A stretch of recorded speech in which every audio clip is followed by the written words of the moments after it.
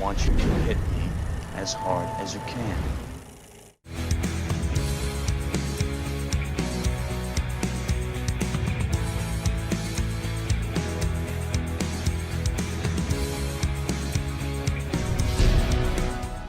Hey everybody, it's Chris Bumbray here again for JOBLO Videos with another best movie you never saw, and this week we're taking a look at a Matrix clone which, to many, wound up being better than the legit Matrix sequels.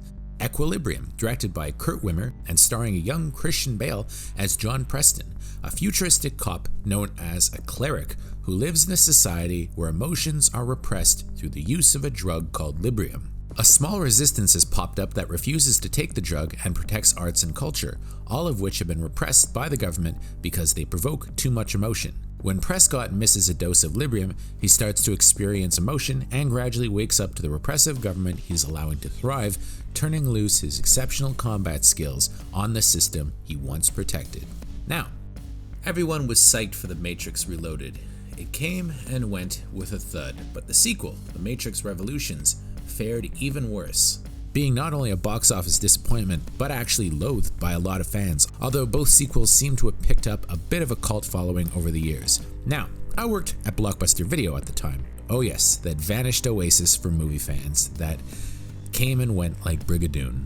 I vividly remember people renting Matrix Reloaded and complaining about the film afterwards. But at the same time, a tiny, obscure action movie called Equilibrium, which likely began life as a rip-off clone of The Matrix, hit video and quickly became a cult item. I remember that we only had one copy of it on DVD, and like another direct-to-video flick, Donnie Darko, it became an absolute cult item, and we had a hard time keeping it in stock.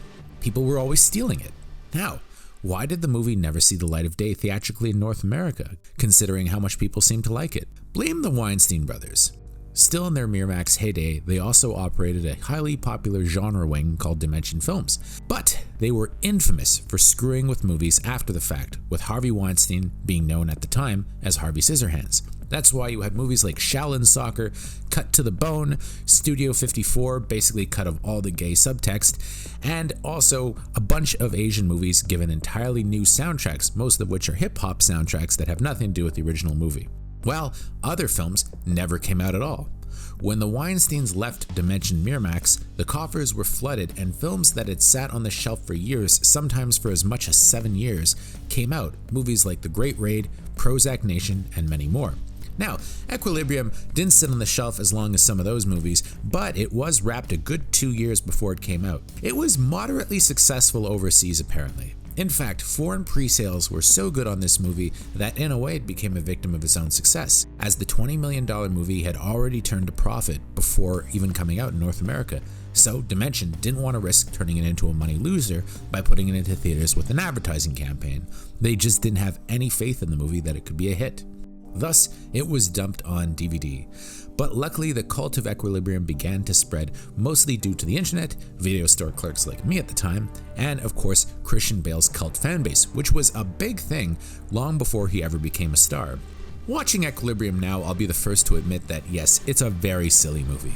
Kurt Wimmer's trying to do an action movie version of George Orwell's 1984 crossed with The Matrix. And the action is all done through something called gun kata, which is basically kung fu mixed with gunplay. It's very silly, but you know what, it's also kinda cool.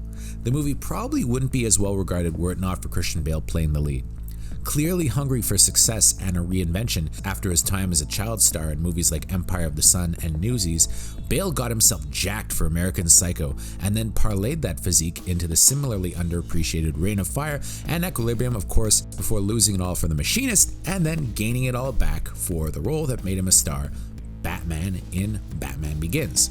I wouldn't be surprised if his performance in the action scenes in this one helped him land the Caped Crusader.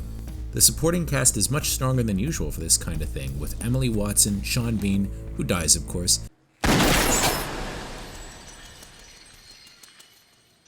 and William Fichtner all getting nice roles. Taye Diggs is one of the heavies, but the real villain in the movie is played by Angus McFadden, best known as Robert the Bruce from Braveheart and the new Robert the Bruce spin-off called Robert the Bruce.